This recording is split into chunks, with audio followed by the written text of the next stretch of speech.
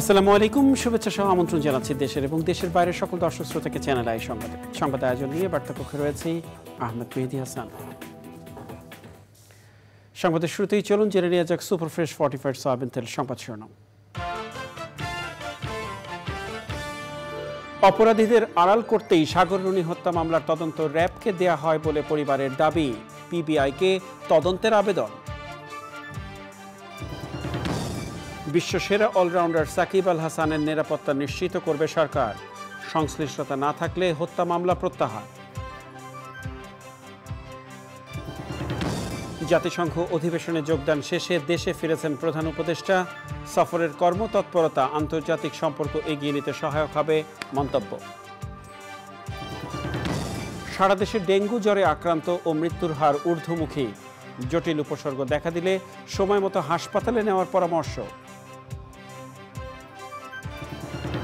এবং বৃষ্টিতে মাঠ ভেজা থাকায় বাংলাদেশ ভারত কানপুর টেস্টের তৃতীয় দিন পরিত্যক্ত, চতুর্থ দিন প্রথম ইনিংসে ব্যাট করবে টিম টাইগার্স।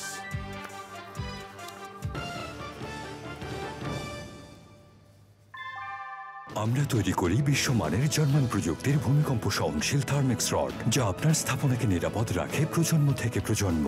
সালাম স্টিল, মোস্ট ডিউরেবল স্টিল। সংবাদ শিরোনামগুলো জানাচ্ছিলাম প্রিয় দর্শক। এখনকার সংবাদ আয়োজন একই সঙ্গে চ্যানেলের ইউটিউব চ্যানেলে এবং চ্যানেলের ওটিটি প্ল্যাটফর্ম আই স্ক্রিনে লাইভ স্ট্রিমিং হচ্ছে। যাওয়া যাক বিস্তারিত সংবাদে। অপরাধীদের ধামাচাপা দিতেই সাংবাদিক দম্পতি সাগর সরওয়ার ও মেহরুন রুনি হত্যা মামলার তদন্ত র্যাবের কাছে দেওয়া হয়েছিল বলে দাবি করেছেন রুনির ভাই নওশের রোমান। তাই তদন্তের দায়িত্ব পিবিআইয়ের কাছে দেওয়ার আবেদন জানাবেন তারা। বাদীর পক্ষে নতুন নিযুক্ত আইনজীবী শিশির বনির বলেছেন, ডিএনএ টেস্ট সহ সব তথ্য উপাত্ত থেকে গতি পাবে সাগর রুনি হত্যার মামলা। মাজহার রহমানের রিপোর্ট। সাংবাদিক দম্পতি সাগর সরোয়ার ও মেহরুন রুনির হত্যা মামলার তদন্ত শেষ করতে ১১১ বার সময় নিয়েছে ডিবি ও র্যাব। বিচারকদের উদ্দেশ্যে দেওয়া এক অভিভাষণে সাগর রুনি হত্যাকাণ্ডের তদন্তে বারবার সময় নেয়া কাম্য নয় বলে মন্তব্য করেছিলেন প্রধান বিচারপতি সৈয়দ রেফাত আহমেদ। মামলাটি এখনও বিচারে মুখ না দেখাকে দেশের ফৌজদারি বিচার ব্যবস্থার সঙ্গে উপহাস বলে উল্লেখ করেছিলেন হাইকোর্ট।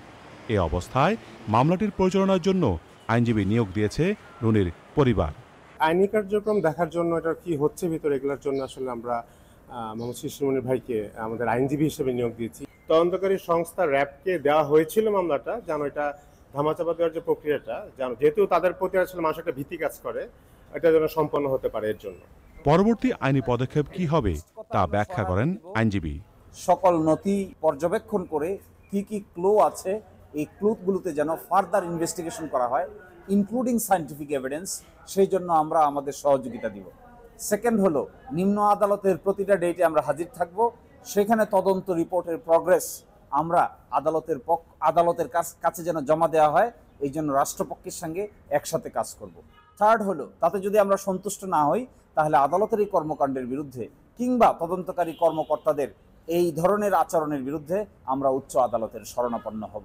আমরা চাইব এই তদন্তটি সবচাইতে দক্ষ টিম পিবিআই কর্তৃক তদন্ত হোক। ২০১২ সালের ১১ ফেব্রুয়ারি রাজধানীর পশ্চিম রাজাবাজারের ভাড়া করা বাসায় খুন হন দুটি বেসরকারি টেলিভিশন চ্যানেলে কর্মরত সাংবাদিক দম্পতি সাগর সরওয়ার ও মেহরুন রুনি। Mazhar Manna, channel I, Dhaka. খেলোয়াড় হিসেবে সাকিব আল হাসানের নিরাপত্তা নিশ্চিত করা হবে বলে জানিয়েছেন যুব ও ক্রীড়া উপদেষ্টা আসিফ মাহমুদ সজীব ভুঁইয়া। তবে এক্ষেত্রে তার রাজনৈতিক পরিচয় নিশ্চিত করতে হবে বলেও মন্তব্য করেন তিনি। সংশ্লিষ্টতা না থাকলে হত্যা মামলা থেকে সাকিবের নাম প্রত্যাহার করা হবে বলেও জানান তিনি। বিস্তারিত জানাচ্ছেন রফিকুল বাশার। বিশ্বসেরা ক্রিকেট অলরাউন্ডার সাকিব আল হাসান মাথায় হত্যা মামলা নিয়ে ভারতের কানপুরে টেস্ট ক্রিকেট খেলছেন। দেশের মাটিতে সাউথ আফ্রিকার বিরুদ্ধে খেলে টেস্ট থেকে বিদায় নেওয়ার ঘোষণা দিয়েছেন তিনি। এজন্য নিজের নিরাপত্তা চেয়েছেন সাকিব। দেশের মাটিতে সেই টেস্ট খেলে বিদায় নিতে পারবেন কিনা তা নিয়েই চলছে আলোচনা। কেননা ইতিমধ্যে সাকিবের নিরাপত্তার দায়িত্ব নিতে অপারগতা জানিয়েছে বিসিবি। এ অবস্থায় সরকার কি ভাবছে তা জানতে চাওয়া হয় যুব ও ক্রীড়া উপদেষ্টা আসিফ মাহমুদ সজীব ভুঁইয়ার কাছে। তিনি জানান, খেলোয়াড় সাকিবের নিরাপত্তা দেওয়া হবে। রাষ্ট্র প্রত্যেক নাগরিককেই নিরাপত্তা দিতে বাধ্য এবং সেটা আমরা তো অবশ্যই করব। এখানে সাকিব আল হাসানের পরিচয় দুইটা, এটা আমাদের মনে রাখতে হবে। খেলোয়াড় হিসেবে একটা পরিচয়, আরেকটা হচ্ছে ওনার রাজনৈতিক পরিচয়। উনি আওয়ামী লীগের প্যানেল থেকে একজন এমপি ইলেকশন করেছিলেন। তো মানুষের মধ্যে তো এই দুইটা নিয়েই মিশ্র প্রতিক্রিয়া আছে। এখন খেলোয়াড় হিসেবে আমাদের একজন খেলোয়াড়কে যতটুকু নিরাপত্তা আমাদের দেওয়ার দায়িত্ব সেটা অবশ্যই আমরা দিব। তিনি দেশে আসলে আমরা সেটা দিব এবং তার নামে যে মামলাটা হয়েছে, হত্যা মামলা, সেটার বিষয়ে আমরা ইতিমধ্যেই বলেছি, ইতিমধ্যেই আইন মন্ত্রণালয়ও বলেছে যে সংশ্লিষ্টতা না থাকলে প্রাথমিকভাবেই নামটা বাদ দেওয়া হবে। জনগণের পক্ষ থেকে যদি নিরাপত্তা ঝুঁকি থাকে সেটা কেউই কাউকে আসলে দিতে পারবে না। শেখ হাসিনাকেও তো নিরাপত্তা দেওয়া যায়নি, তাকে দেশ ছেড়ে পালাতে হয়েছে। তো সেই জায়গাটা রাজনৈতিক বিষয়টা পরিষ্কার করা প্রয়োজন বলে আমি মনে করি। কিন্তু একজন খেলোয়াড় হিসেবে আমাদের প্রত্যেক খেলোয়াড়কে নিরাপত্তা দেয়াই আমাদের দায়িত্ব এবং সেই দায়িত্বটা আমরা পালন করব। সাকিবের রাজনৈতিক পরিচয় নিশ্চিত হওয়া দরকার বলেও জানান উপদেষ্টা। ওনার রাজনৈতিক পরিচয়ের কারণে জনগণের মধ্যে যদি ক্ষোভ থাকে তাহলে মনে করেন আমার নিরাপত্তার জন্য কয়জন, 5 জন পুলিশ কনস্টেবল থাকে আর একজন গানম্যান থাকে। আমার উপরে যদি দেশের 16 কোটি জনগণের লেটসে 10 কোটি জনগণের যদি ক্ষোভ থাকে তাহলে এই 5-6 জন আমাকে কি নিরাপত্তা দিবে? আমারও তো সেক্ষেত্রে নিরাপত্তার সুযোগ নেই। তো সেক্ষেত্রে জনগণের যদি কোথাও ক্ষোভ থাকে সেটাকে তো আমাকেই রিডিউস করতে হবে আমার কথা দিয়ে। তো আমার মনে হয় যে ওনাকে ওনার জায়গাটা পরিষ্কার করা প্রয়োজন। রাজনৈতিক জায়গা থেকে ওনার যে রাজনৈতিক অবস্থান সেটা নিয়েও কথা বলা প্রয়োজন। অলরেডি মাশরাফি বিন মুর্তজা বোধহয় কথা বলেছেন সেই বিষয়টি নিয়ে। সাকিব আল হাসানের নামে হওয়া হত্যা মামলাটি আইন মন্ত্রণালয় দেখভাল করছে। মামলায় সংশ্লিষ্টতা না পাওয়া গেলে তার নাম বাদ দেওয়া হবে বলে জানান উপদেষ্টা। Rafiqul Bashar, channel I, Dhaka. New ইয়র্কে জাতিসংঘ সাধারণ পরিষদের ৭৯তম অধিবেশনে যোগদান শেষে দেশে ফিরেছেন প্রধান উপদেষ্টা ডক্টর মোহাম্মদ ইউনূস। প্রধান উপদেষ্টা ও তার সফর সঙ্গীদের বহনকারী কাতার এয়ারওয়েজের ফ্লাইট রাত ৩টা ৩৫ মিনিটে ঢাকায় হযরত শাহজালাল আন্তর্জাতিক বিমানবন্দরে অবতরণ করে। বিমানবন্দরে সরকারের ঊর্ধ্বতন কর্মকর্তারা প্রধান উপদেষ্টাকে স্বাগত জানান। ডক্টর মোহাম্মদ ইউনূস মার্কিন প্রেসিডেন্ট জো বাইডেন সহ 12টি দেশের সরকার ও রাষ্ট্রপ্রধান এবং বিভিন্ন আন্তর্জাতিক সংস্থার প্রধানের সঙ্গে সাক্ষাৎ করেন এবং সাইডলাইনের 40টি উচ্চ পর্যায়ের বৈঠকে অংশ নেন। 27 সেপ্টেম্বর জাতিসংঘ সাধারণ পরিষদের অধিবেশনে বাংলায় ভাষণ দেন প্রধান উপদেষ্টা। প্রধান উপদেষ্টা গত 23 সেপ্টেম্বর জাতিসংঘ সাধারণ পরিষদের অধিবেশনে যোগ দিতে নিউ ইয়র্কে পৌঁছান। তিনি সফরকালে খুবই কর্মব্যস্ত সময় পার করেছেন। বাংলাদেশের কোনো সরকার প্রধানের জাতিসংঘ সাধারণ পরিষদের অধিবেশনে যোগদানের এত কম সময়ে সবচেয়ে সফলতম সফর এটি। এদিকে জাতিসংঘ সাধারণ পরিষদের অধিবেশনে দেয়া ভাষণে বিশ্বকে নতুন বাংলাদেশের সাথে নতুনভাবে সম্পৃক্ত হওয়ার আহ্বান জানিয়ে প্রশংসা কুড়িয়েছেন অন্তর্বর্তী সরকারের প্রধান উপদেষ্টা প্রফেসর মোহাম্মদ ইউনূস। যুক্তরাষ্ট্র সফরের প্রধান উপদেষ্টার কর্মতৎপরতা বিশ্বের সাথে বাংলাদেশের অর্থনৈতিক ও কূটনৈতিক সম্পর্ক এবং অংশীদারিত্ব এগিয়ে নেওয়ার ক্ষেত্রে বড় অবদান রাখবে বলে মনে করছেন বিশ্লেষকরা। তারা বলছেন, যোগ্য বিশ্বনেতার মতোই জাতিসংঘে বক্তব্য দিয়েছেন অন্তর্বর্তী সরকারের প্রধান উপদেষ্টা। যুক্তরাষ্ট্রের নিউ ইয়র্ক থেকে জানাচ্ছেন চক্রমালিথা। His Excellency Mohammed Yunus, Chief Advisor of the Interim Government of the People's Republic of Bangladesh. জাতিসংঘ সাধারণ পরিষদের অধিবেশনে প্রফেসর মোহাম্মদ ইউনূসের ঐতিহাসিক ভাষণ। বাংলায় ভাষণ দেওয়ার রেয়াদ অব্যাহত রাখেন তিনি। ভাষণে অধ্যাপক ইউনূস বাংলাদেশের রাজনৈতিক পরিবর্তন ও অন্তর্বর্তী সরকার গঠনের প্রেক্ষাপট তুলে ধরেন। আমাদের ছাত্র ও যুব সমাজের আন্দোলন প্রথম দিকে মূলত ছিল বৈষম্য বিরোধী আন্দোলন, পর্যায়ক্রমে তা গণ আন্দোলনের রূপ নিয়েছে। ইসরায়েল, গাজা, রাশিয়া, ইউক্রেন যুদ্ধের মতো বৈশ্বিক সংকটও উঠে আসে তার বক্তব্যে। রোহিঙ্গা সংকট, জলবায়ু পরিবর্তন, অভিবাসন ও কৃত্রিম বুদ্ধিমত্তা ব্যবহারের ক্ষেত্রে সতর্কতার বিষয়টিও স্থান পায় ভাষণে। যুদ্ধ এবং সংঘাতের ফলে ব্যাপক ভিত্তিতে মানুষের অধিকার খর্ব হচ্ছে। বিশ্ববাসীর উদ্বেগ এবং নিন্দা সত্ত্বেও গাজায় গণহত্যা থামছে না। ডক্টর ইউনূস বক্তব্য দেওয়ার সময়ই করতালিতে তাকে অভিনন্দন জানান বিশ্ব নেতারা। প্রধান উপদেষ্টা কেবল বাংলাদেশের স্বার্থেই জাতিসংঘে কথা বলেননি, উল্লেখ করেছেন বিশ্ব শান্তি ও সমৃদ্ধির বিষয়টিও। বাংলাদেশের একটি বৈপ্লবিক অবস্থার ভেতর দিয়ে পরিবর্তিত অবস্থায় পাল্টে যাওয়া সরকারের প্রধান এখানে এসে কথা বলছেন এবং সারা পৃথিবীর বিষয়াদি নিয়ে কথা বলছেন, বাংলাদেশ নিয়ে কথা বলছেন। এ কারণে এবারের বিষয়টি একেবারে ব্যতিক্রম। তিনি যে যে বিষয়ে গুরুত্ব দিয়েছেন সেসব বিষয়ের যে বাস্তবতা, সেটি দেখার পরে আমরা বুঝবো সত্যিকার অর্থেই এ যাবৎকালের সবচেয়ে ব্যতিক্রম সফর তিনি সম্পন্ন করেছেন জাতিসংঘে। আন্তর্জাতিক মহলে আগে থেকেই সুপরিচিত ডক্টর ইউনূস এবার নতুন পরিচয়ে এই সফর করেছেন। তা হলো বাংলাদেশের সরকার প্রধান হিসেবে জাতিসংঘে তার উপস্থিতি। আমাদের বাংলাদেশে এখন যে সংস্কারগুলো দরকার তার জন্য ফান্ড দরকার। উনি কিন্তু আপনার বিশ্বব্যাংক সহ অন্যান্যদের কাছ থেকে সেই ফান্ডটাকে এনশিওর করেছে। পাশাপাশি আমাদের এই যে 16 বছরের দুঃশাসনে যত অন্যায় অবিচার হয়েছে তার কিভাবে আন্তর্জাতিক পর্যায়ে বিচার করা যায় সেটার ব্যাপারেও উনি এনশিওর করার চেষ্টা করেছেন। বিশ্লেষকরা মনে করছেন বাংলাদেশের কোন সরকার প্রধানের জাতিসংঘ সাধারণ পরিষদের অধিবেশনে যোগদানের ক্ষেত্রে এই সফর সবচেয়ে সফল। বাংলাদেশ রাষ্ট্রের দায়িত্ব নিয়ে জাতিসংঘে এবার প্রথমবারের মতো এক বিশ্ব নেতার ভূমিকা রাখলেন প্রফেসর ইউনূস। সারা পৃথিবীর সংকট ও সম্ভাবনার জায়গাগুলো তুলে ধরে অন্য দেশের নেতাদের সামনে স্পষ্ট করলেন একটি টেকসই পৃথিবী গড়তে হলে আমাদেরকে কোন দিকে নজর দিতে হবে। চকর মালিথা, চ্যানেল আই, জাতিসংঘ সদর দপ্তর, নিউ ইয়র্ক। বিএনপির কেন্দ্রীয় নেতা ও সাবেক মন্ত্রী অ্যাডভোকেট এম রুহুল কুদ্দুস তালুকদার দুলু বলেছেন, অবিলম্বে সব মিথ্যা মামলা ও অবৈধ সরকারের দেওয়া দণ্ড প্রত্যাহার করে বিএনপির ভারপ্রাপ্ত চেয়ারম্যান তারেক রহমানকে দেশে ফিরিয়ে আনতে হবে। বিকেলে নাটোরের সিংড়া উপজেলার রামনন্দ খাজুরায় 3 শহীদ পরিবারের সহযোগিতায় প্রধান অনুষ্ঠানে প্রধান অতিথির বক্তব্যে তিনি এসব কথা বলেন। দুলু বলেন, 111 সরকার তাদের 2 বছরের শাসনামলে বারবার চেষ্টা করেও তারেক রহমানের বিরুদ্ধে কোনো অপরাধ প্রমাণ করতে না পারলেও আওয়ামী লীগ সরকার জোর করে ক্ষমতার দাপটে 10 ট্রাক অস্ত্র মামলা ও 21শে আগস্ট গ্রেনেড হামলা মামলায় তারেক রহমানকে আসামি করে দণ্ড দিয়েছে। সারা দেশে বৈষম্য বিরোধী ছাত্র আন্দোলনে নিহত সব পরিবার বিএনপির ভারপ্রাপ্ত চেয়ারম্যান তারেক রহমানের পক্ষ থেকে আর্থিক সহযোগিতা প্রদানের অংশ হিসেবে এই অনুষ্ঠানের আয়োজন করা হয়।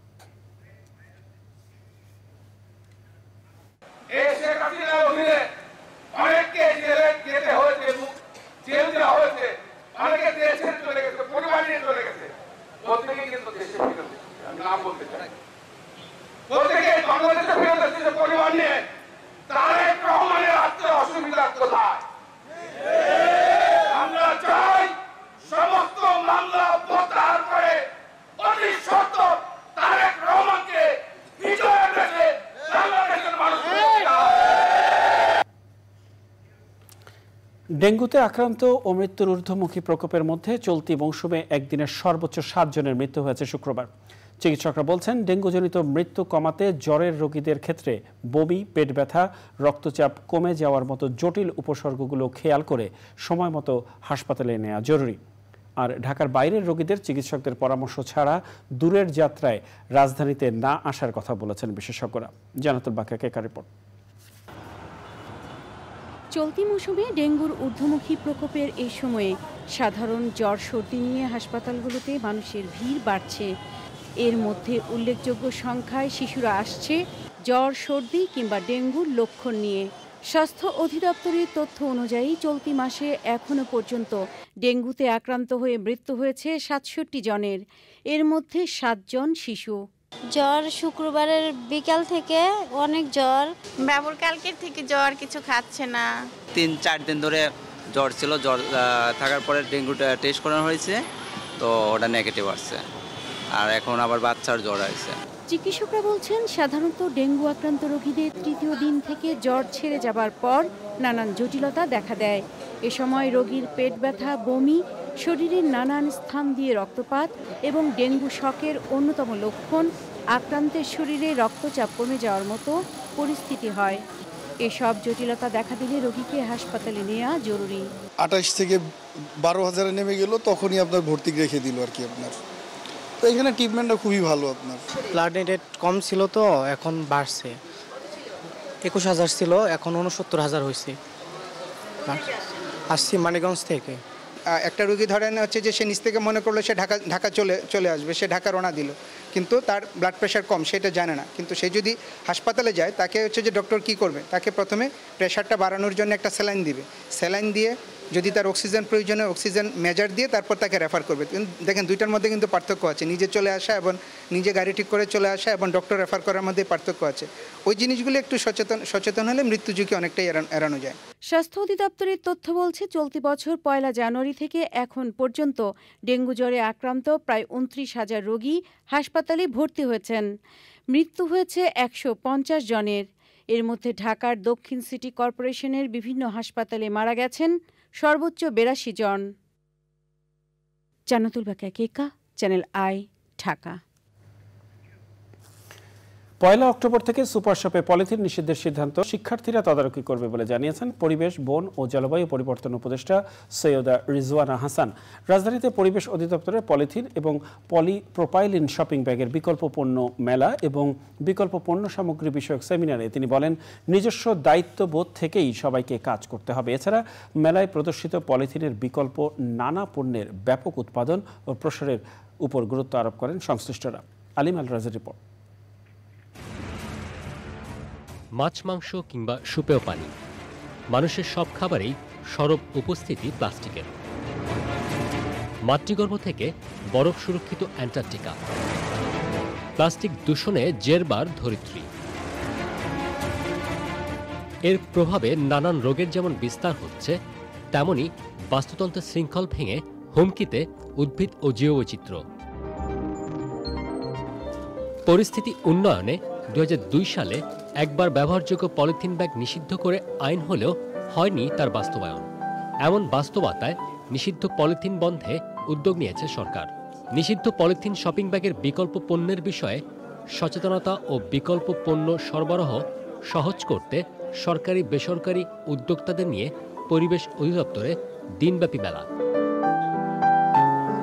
ক্ষতির থেকে রক্ষা করার জন্য আমরা কাগজের পণ্য, কাগজের প্লেট বাজারে নিয়ে আসছি। ইকো ফ্রেন্ডলি প্যাকেজিংটাই ফ্যাক্ট। আসলে আমি ম্যাটেরিয়াল যদি হয় eco friendly 100% biodegradable and compostable তাহলে ইনাফ। ক্ষতিকারক থেকে বেরিয়ে আসেন, জনগণ যদি এখানে সাড়া দেয় তাহলে বিস্ফোরণের মতো এটা চেঞ্জ হয়ে যাবে। এই প্রোডাক্টগুলো মানুষের হাতের নাগালে নিয়ে যাওয়া দরকার এবং এটার অ্যাভেলেবিলিটি বাড়ানো দরকার। সেমিনারে উঠে আসে দূষণের বর্তমান চিত্র এবং এর স্বল্প ও দীর্ঘমেয়াদী বিরূপ প্রভাবের তথ্য উপাত্ত। গুরুত্বারোপ করা হয় সার্বিক সচেতনতা ও উদ্যোগের। আমাদের এই সময়টা গুরুত্বপূর্ণভাবে ভাবতে হবে যে আমরা যে সময়টা নষ্ট করেছি সেই সময়টা যাতে নষ্ট না হয়, আগামী দিনে আমরা যেন অঙ্গীকারবদ্ধ হই। আমাদের চিন্তা করতে হবে যে আমাদের বদ অভ্যাস ত্যাগ করতে হবে, সুঅভ্যাসের দিকে যেতে হবে, আমাদের পরিবেশ এবং জনস্বাস্থ্যকে রক্ষা করতে হবে। পরিবর্তন কিন্তু আমাদের করতে হবে, আমাদের বাঁচার জন্য করতে হবে এবং এই সমাধানের যাত্রায় আমরা কে কতটুকু কাজ করলাম, কে কতটুকু সমাধানের পথে এইগুলাম, এই বিষয়টা আমাদের খেয়াল রাখতে হবে। সিদ্ধান্তের বাস্তবায়ন পর্যায়ক্রমেই হবে বলেছেন পরিবেশ উপদেষ্টা। আগামী প্রজন্মকে রক্ষার জন্য, কেমিক্যাল মুক্ত রাখার জন্য অপচনশীল পলিথিন শপিং ব্যাগের যে অভিশাপ, সেটার থেকে আগামী প্রজন্মকে নদী, নালা, মাটি এই সব কিছুকে রক্ষার জন্য আশা করি আমরা 1 অক্টোবর থেকে আমাদের কাজটা শুরু করতে পারছি। আমরা ধাপে ধাপে যাব, সকলকে একসাথে একই জায়গায় এনে ঐক্যমতের ভিত্তিতে আগাবার চেষ্টা করব। তবে সিদ্ধান্তে কিন্তু কোনো পরিবর্তন আসবে না। তথ্য বলছে মুক্ত পরিবেশে 500 থেকে 1000 বছর পর্যন্ত টিকে থাকে অপচনশীল পলিথিন। তাই সংকটে থাকা সভ্যতা রক্ষায় প্রয়োজন দ্রুত কার্যকর পদক্ষেপ। আলিম আল রাজি, চ্যানেল আই, ঢাকা। এ পর্যায়ে আই স্পোর্টস।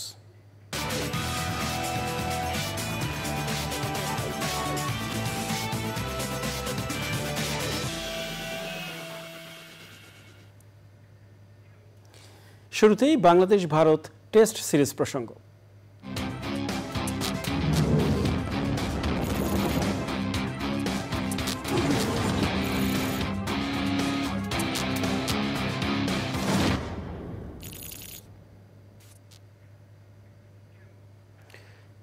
ভারতের বিপক্ষে 3 ম্যাচ টি-20 সিরিজের জন্য 15 সদস্যের বাংলাদেশ দল ঘোষণা করেছে বিসিবি। সাকিব আল হাসানের পরিবর্তে 14 মাস পর টি-20তে জায়গা পেয়েছেন মেহেদী মিরাজ। ডাক পেয়েছেন 2020 অনূর্ধ্ব-19 বিশ্বকাপ জয়ী দলের 2 সদস্য ওপেনার পারভেজ হোসেন ও বাঁহাতি স্পিনার রাকিবুল হাসান। দল থেকে বাদ পড়েছেন সৌম্য সরকার ও তানভীর ইসলাম। চোট কাটিয়ে ওঠায় পেসার শরীফুলকেও দেখা যাবে একাদশে। আগামী 6 অক্টোবর গোয়ালিয়রে হবে বাংলাদেশ ভারত সিরিজের প্রথম টি-20। পরের 2 ম্যাচ 9 এবং 12 অক্টোবর দিল্লি এবং হায়দ্রাবাদে। টি-20 বিশ্বকাপের পর গোয়ালিয়রের ম্যাচ দিয়েই এই সংস্করণে প্রথম খেলতে নামছে টাইগাররা। চেঞ্জ আছে, আপনারা দেখেছেন যে মিডল অর্ডারও একটা চেঞ্জ আছে এবং স্পিনিং অ্যাটাকেও পরিবর্তন এসছে। জাস্ট আমাদের পেস বোলিং ইউনিটটা টোটালি ইনট্যাক্ট আছে, যেটা বিশ্বকাপে যা ছিল।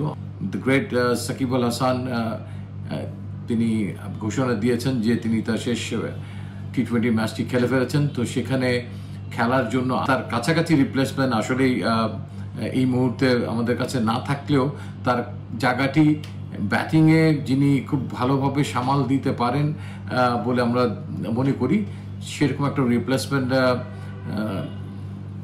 মেহেদী মিরাজ তিনি সেই জায়গাটি নেবেন। এদিকে কানপুরে বাংলাদেশ ভারত টেস্ট সিরিজের দ্বিতীয় টেস্টের তৃতীয় দিনও বৃষ্টিতে পরিত্যক্ত হয়েছে। দ্বিতীয় দিন বৃষ্টিতে ভেসে যাওয়ার পর তৃতীয় দিনের শুরুতে বৃষ্টি না থাকলেও মাঠ ভেজা থাকায় খেলা শুরু হতে দেরি হচ্ছিল। এরপর স্থানীয় সময় দুপুর 2টায় আম্পায়ার মাঠ পরিদর্শনের পর মাঠ খেলার উপযোগী না হওয়ায় তৃতীয় দিনের খেলা পরিত্যক্ত ঘোষণা করা হয়। চতুর্থ দিনে বৃষ্টিপাতের সংখ্যা কম থাকায় মাঠে গড়াতে পারে খেলা। দুই দলের খেলোয়াড়রা আজও হোটেল থেকে মাঠে যাননি। প্রথম দিন বাংলাদেশ মাত্র 35 ওভার ব্যাট করে 3 উইকেটে 107 রান করেছে। 2 ম্যাচে টেস্ট সিরিজের 1-0-তে পিছিয়ে আছে বাংলাদেশ। ক্রিকেটের আরও খবর, ওয়েস্ট ইন্ডিজের বিপক্ষে পূর্ণাঙ্গ সিরিজের আগে নভেম্বরেই আফগানিস্তানের বিপক্ষে ওয়ানডে খেলবে বাংলাদেশ ক্রিকেট দল। 3 ম্যাচের ওয়ানডে সিরিজের জন্য সামাজিক যোগাযোগ মাধ্যমে সূচি প্রকাশ করেছে আফগানিস্তান ক্রিকেট বোর্ড। বিষয়টি নিশ্চিত করেছে বাংলাদেশ ক্রিকেট বোর্ড বিসিবিও। নিরপেক্ষ ভেন্যু সংযুক্ত আরব আমিরাতে টিম টাইগার্সকে আতিথ্য দেবে আফগানরা। 6 নভেম্বর সিরিজের প্রথম ওয়ানডে, 2 দিন বিরতি দিয়ে দ্বিতীয় ওয়ানডে 9 নভেম্বর। একই ভেন্যু শারজাতে তৃতীয় ও শেষ ওয়ানডে অনুষ্ঠিত হবে 11 নভেম্বর। বাংলাদেশ আফগানিস্তান সিরিজটি আইসিসি ওয়ানডে চ্যাম্পিয়ন্স ট্রফির অন্তর্ভুক্ত। এর আগে জুলাইয়ে পূর্ণাঙ্গ সিরিজ খেলার কথা থাকলেও তা বাতিল হয়েছিল। পরবর্তীতে 2 দেশের ক্রিকেট বোর্ডের সমঝোতায় আপাতত ওয়ানডে সিরিজটি অনুষ্ঠিত হবে। ফুটবল, অবশেষে এএফসি অনূর্ধ্ব-20 ফুটবলের বাছাই পর্বে জয়ের দেখা পেল বাংলাদেশ। ভিয়েতনামে অনুষ্ঠিত 5 জাতির গ্রুপ এর শেষ ম্যাচে ভুটানকে 2-1 গোলে হারিয়েছে কোচ মারুফুল হকের শিষ্যরা। ভিয়েতনামের ল্যাচ ট্রে স্টেডিয়ামে নিজেদের চতুর্থ ও শেষ ম্যাচের 4র্থ মিনিটে মিডফিল্ডার আসাদুল মোল্লার গোলে লিড নেয় লাল সবুজরা। 1-0 গোলে এগিয়ে থেকে বিরতিতে যায় বাংলাদেশ। 69 মিনিটে ভুটানিজদের জালে পিয়াস আহমেদ নোভা বল জড়ালেও অফসাইডের কারণে গোল বঞ্চিত থাকে বাংলাদেশ। হতাশা কাটিয়ে না উঠতেই পরের মিনিটে বাংলাদেশের আসাদুল ইসলাম সাকিবের আত্মঘাতী গোলে সমতায় ফেরে ভুটান। তবে 86 মিনিটে বদলি ফুটবলার মইনুল ইসলামের গোলে শেষ পর্যন্ত জয় দিয়ে মাঠ ছাড়ে বাংলাদেশ। আসরে 1টি করে জয় ও ড্র এবং 2 হার নিয়ে এএফসি অনূর্ধ্ব-20 বাছাই পর্বের মিশন শেষ করল কোচ মারুফুল হকের বাংলাদেশ। এদিকে ছেলেদের সাফ অনূর্ধ্ব-17 ফুটবলের ফাইনালে চির প্রতিদ্বন্দ্বী ভারতের মুখোমুখি হচ্ছে বাংলাদেশ। বয়সভিত্তিক ফুটবলে আরও একটি শিরোপা নির্ধারণী মঞ্চে বাংলাদেশের কিশোররা। সবশেষ অনূর্ধ্ব-16 আসরে লাল সবুজদের বিপক্ষে 2-0-তে জিতে শিরোপা উল্লাস করেছিল ভারতীয়রা। চলতি আসরেও গ্রুপ পর্বে প্রথম ম্যাচে ডিফেন্ডিং চ্যাম্পিয়নদের সঙ্গে পেরে ওঠেনি সাইফুল বারী টিটোর শিষ্যরা। আরেক চিরপ্রতিদ্বন্দ্বী পাকিস্তানকে সেমিফাইনালে টাই ব্রেকে হারিয়ে শিরোপা নির্ধারণী মঞ্চের টিকিট নিশ্চিত করে বাংলাদেশের লক্ষ্য এখন ভুল ত্রুটি শুধরে দুর্দান্ত একটা ফাইনাল খেলা। ভুটানের চাংলি মিথাং স্টেডিয়ামে ম্যাচটি শুরু হবে সোমবার বাংলাদেশ সময় সন্ধ্যা 6টায়। মৌসুমের প্রথম মাদ্রিদ ডার্বিতে অ্যাথলেটিকো মাদ্রিদের মুখোমুখি হবে রিয়াল মাদ্রিদ। ম্যাচ শুরু হবে বাংলাদেশ সময় রাত 1টায়। স্প্যানিশ লা লিগায় এখন পর্যন্ত প্রতিপক্ষের মাঠে 2 ড্রয়ের পর এবার ঘরের মাঠেও ড্র করল ইন্টার মায়ামি। লিওনেল মেসির গোলে শার্লট এএফসির সাথে 1-1 গোলে ড্র করেছে দলটি। ফ্লোরিডার ফোর্ট লডারডেলে ম্যাচের শুরু থেকেই মায়ামি অগোছালো ফুটবল খেলে। এই সুযোগ নিয়ে 57 মিনিটে এগিয়ে যায় শার্লট। গোল খাওয়ার পর কিছুটা জেগে ওঠে মায়ামি। 67 মিনিটে বক্সের বাইরে থেকে নেওয়া মেসির শট আর ঠেকাতে পারেননি শার্লটের গোলকিপার। এবারের মেজর লিগে সকারে মেসির 15তম গোল এটি। বাকি সময় আক্রমণ করলেও ব্যবধান বাড়াতে পারেনি কোনো দল। এই ড্রয়ে 31 ম্যাচে 65 পয়েন্ট নিয়ে শীর্ষে আছে মায়ামি। দ্বিতীয় স্থানে থাকা কলম্বাসের পয়েন্ট 57।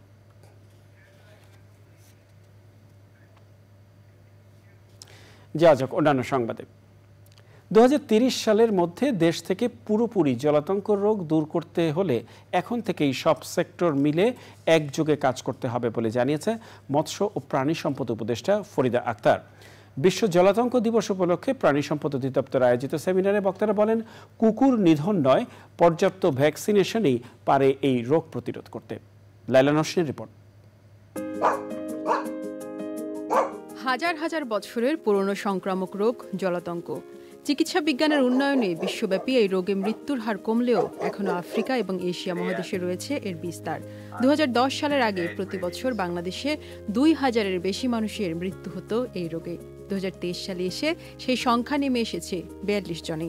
দেশ জুড়ে তরুণদের মধ্যে কুকুর প্রেম, ভ্যাকসিনেশন সহ সরকারি বেশ কিছু উদ্যোগে জলাতঙ্কের হার কমে এসেছে বলে মনে করেন বিশেষজ্ঞরা।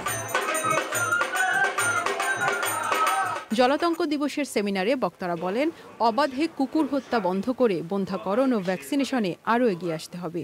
এ সময় সরকারি বিভিন্ন প্রতিষ্ঠানের পাশাপাশি বিভিন্ন স্বেচ্ছাসেবী সংগঠনও তাদের বক্তব্য তুলে ধরে। আমরা কেন এখন লিফলেট ছাপাই? এটা কোনো কাজ করে না, এখন ঝালমুড়ি বানায় মানুষ ওই লিফলেটটা দিয়ে। আমরা কেন ডিজিটাল প্ল্যাটফর্ম ইউজ করি না? 2030 সালের মধ্যে দেশে জলাতঙ্ক শূন্যে নামানোর জন্য সংযুক্ত সব সেক্টরকে এক হওয়ার আহ্বান মৎস্য ও প্রাণী সম্পদ উপদেষ্টার। শুধু মানুষ না, আমরা সব ধরনের প্রাণীর যদি প্রতি ভালোবাসা পাই তাহলে বাংলাদেশ অবশ্যই সুন্দর হবে। আমরা সব প্রাণীর বাঁচার সুযোগটা যেন তৈরি করতে পারি। সকল প্রাণীর বাঁচার অধিকার নিশ্চিতের পাশাপাশি জলাতঙ্ক নির্মূলে স্বেচ্ছাসেবী সংগঠনগুলোকে আরও এগিয়ে আসার আহ্বান জানান বক্তারা। লাইলা নৌসিন, চ্যানেল আই, ঢাকা। প্রিয় দর্শক, সময় হলো কিছুক্ষণের বিরতি নেবার। আর বিরতির পরে আরো যা থাকছে। হিজবুল্লাহর নতুন প্রধান নিয়ে চলছে জল্পনা। হাসান নাসরুল্লাহ নিহত হওয়ায় লেবাননে 3 ও ইরানে 5 দিনের শোক।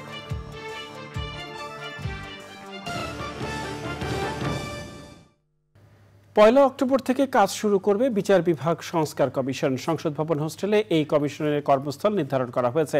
রোববার সংসদ ভবন পরিদর্শন শেষে সাংবাদিকদের এ কথা জানান আইন সচিব গোলাম রাব্বানী। তিনি বলেন, প্রয়োজনীয় সংস্কার শেষে পয়লা অক্টোবর থেকে সংস্কার কমিশনের কার্যক্রম শুরু হতে যাচ্ছে।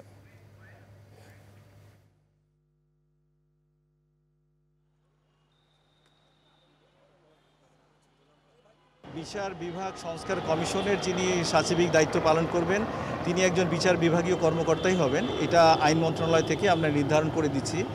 আর অন্য যে 5টি সংস্কার কমিশন সেটা নিজ নিজ অ্যারেঞ্জমেন্টে জনপ্রশাসন থেকে ওনারা নির্ধারণ করে দিচ্ছেন।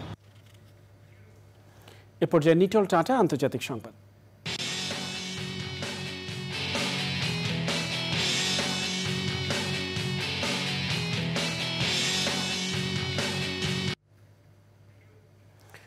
ইসরায়েলের বিমান হামলায় হিজবুল্লাহর প্রধান হাসান নাসরুল্লাহ নিহত হওয়ার পর লেবাননের সশস্ত্র গোষ্ঠীর নতুন প্রধান নিয়ে জল্পনা চলছে। ধারণা করা হচ্ছে হিজবুল্লাহর দ্বিতীয় গুরুত্বপূর্ণ ব্যক্তি হাশিম সাফিউদ্দিন সংগঠনের প্রধান হতে যাচ্ছেন।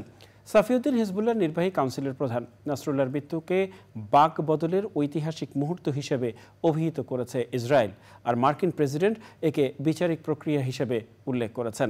অন্যদিকে হাসান নাসরুল্লাহ নিহতের ঘটনায় 5 দিনের শোক ঘোষণা করে প্রতিশোধ নেয়ার কথা জানিয়েছে ইরান।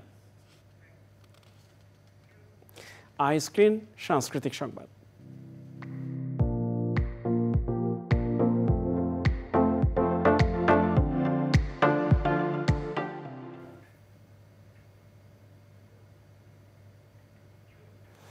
বিনোদনের স্মার্ট দুনিয়া ওটিটি প্ল্যাটফর্ম আইস্ক্রিন। এই প্ল্যাটফর্মে প্রদর্শিত হচ্ছে ক্লাসিক সব নাটক, সিনেমা, সিরিজ। এরই ধারাবাহিকতায় আইস্ক্রিনে যুক্ত হলো মিজানুর রহমান আরিয়ানের নাটক শুরুটাই সুন্দর, যেখানে অভিনয় করেছেন তৌসিফ মাহবুব এবং তাসনিয়া ফারিন। iScreen সাবস্ক্রাইব করে নাটকটি উপভোগ করতে পারবেন দর্শকরা। কৃষি সংবাদ।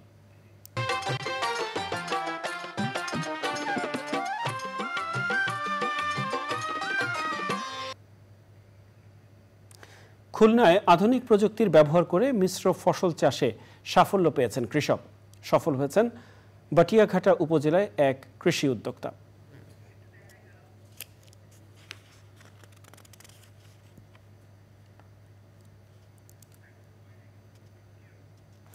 দেখবেন প্রকৃতি সংবাদ।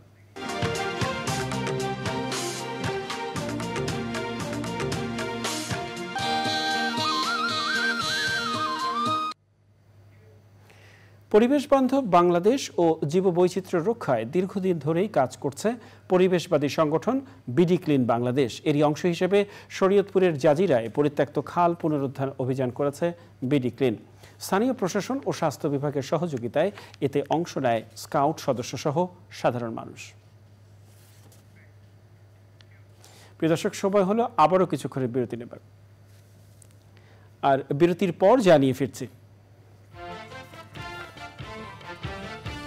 উজানের ঢল আর টানা বর্ষণে নদ নদীর পানি বেড়ে লালমনিরহাট ও কুড়িগ্রামে বন্যা, পানিবন্দী 40,000-এর বেশি মানুষ।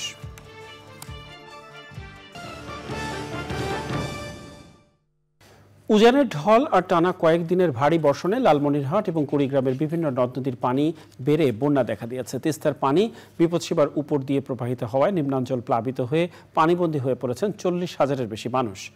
লালমনিরহাট থেকে মিজানুর রহমান মিজু ও কুড়িগ্রাম থেকে শ্যামল ভৌমিকের পাঠানো তথ্য ও ভিডিও চিত্রে সুদীপ্তা মাহমুদের রিপোর্ট। লালমনিরহাটে তিস্তা নদীর পানি বেড়ে বিপদসীমার ওপর দিয়ে বইছে। তিস্তা ব্যারেজ পয়েন্টে পানি বিপদসীমার ওপর দিয়ে প্রবাহিত হওয়ায় পানিবন্দী হয়ে পড়েছেন তীরের প্রায় 40,000 মানুষ। বসতবাড়ি ডুবে যাওয়ায় গবাদি পশু নিয়ে চরম দুর্ভোগে পড়েছেন বন্যা কবলিতরা। অনেকেই আশ্রয় নিয়েছেন রাস্তার ধারে। জেলার 5 উপজেলার 9টি ইউনিয়নে দেখা দিয়েছে খাবার আর নিরাপদ পানির সংকট। খাবার নাই, আমরা হা খরাকে আছি, মাইসে না কই দেয় তাকে খাই।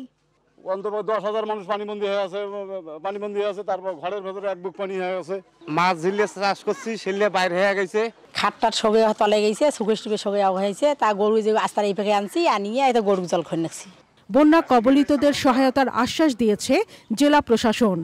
বিভিন্ন উপজেলায় যে তালিকা করেছি, প্রায় 10,000 পরিবার এফেক্টেড হয়েছে। তাতে দেখা যায় প্রতি ফ্যামিলিতে 4 জন করে হলো মানুষ হিসেবে আমরা প্রায় 40,000 মানুষ এফেক্টেড হয়েছে।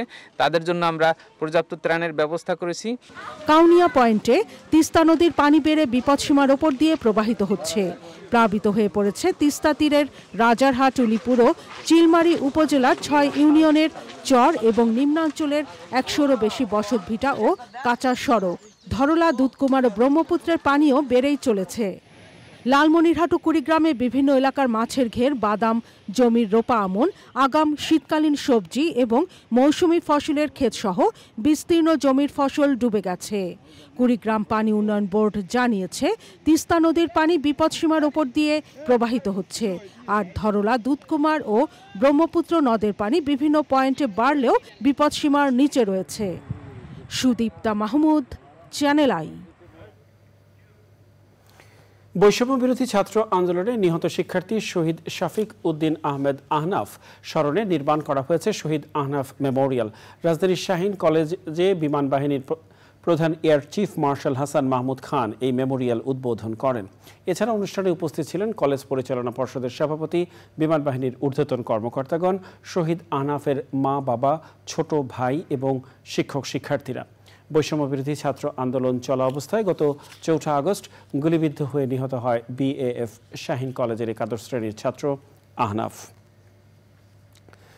স্কুল প্রিন্সিপালদের মধ্যে মতবিনিময়, অভিজ্ঞতা আদান প্রদান এবং বিভিন্ন চ্যালেঞ্জ নিয়ে British Council partner schools principals meet 2024 অনুষ্ঠিত হয়েছে। ব্রিটিশ কাউন্সিলের পার্টনার স্কুলগুলোর সাথে পরীক্ষা ব্যবস্থাপনা সহ বিভিন্ন অংশীদারিত্বের সুফল নিয়ে আলোকপাত করা হয়। 183টি পার্টনার স্কুল থেকে প্রায় 250 জন স্কুল লিডার এতে অংশ নেন। এ সময় ইয়োর ওয়ার্ল্ড ভিডিও কম্পিটিশন ও partner school action research programme বিজয়ীদের ক্রেস্ট ও সম্মাননা প্রদান করা হয়। পিয়ারসন ও এডেক্সেলের নেপাল ও Bangladesh regional and development manager Abdullah Al Mamun bin Kuddus, customer service and operation officer Samin Yasir Haque, British কাউন্সিলের director of business development Sarwat Reza সহ অন্যরা উপস্থিত ছিলেন। বেসরকারি শিক্ষক নিবন্ধন ও প্রত্যয়ন কর্তৃপক্ষ এনটিআরসি এর নিয়োগ বঞ্চিত শিক্ষক ফোরামের সদস্যরা সরাসরি নিয়োগ কার্যকর করা সহ 5 দফা দাবিতে বিক্ষোভ করেছেন। শাহবাগে জাতীয় জাদুঘরের সামনে অবস্থান কর্মসূচি পালন করেন 60 থেকে 70 জনের মতো নিয়োগ প্রত্যাশী। পরে দুপুর 12:30টার দিকে শিক্ষা উপদেষ্টার কার্যালয় অভিমুখে পদযাত্রা শুরু করেন তারা। তবে শাহবাগ মোড়েই পুলিশ বাধা দেয়। এরপর 5 জনের প্রতিনিধি দলকে যাওয়ার প্রস্তাব দেওয়া হয়।